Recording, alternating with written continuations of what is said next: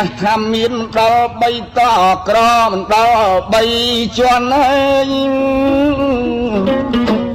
បងប្អូនគ្រប់តំបន់យើងក៏ស្ដាប់គិតពិនិត្យខ្លាំងនេះលោកបំណងពោលថាយ៉ាងម៉េចកុំឲ្យយើងមើងងាយអ្នកក្រពាក្យប៉ុណ្ណឹងពីព្រោះឃើញគេក្រ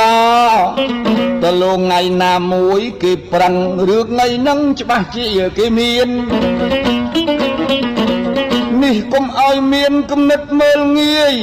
ព្រោះមើលងាយហ្នឹងជាអបកិលេសធម៌មួយយ៉ាងធំណាស់យ៉ាងណា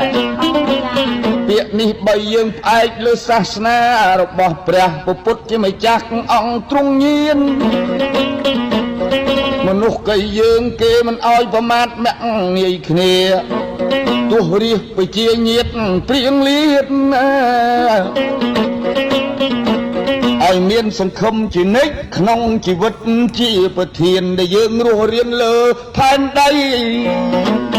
កុំឲ្យមានគំនិតអស់សង្ឃឹមឲ្យចេះតែញញឹមប្រឹងរករបស់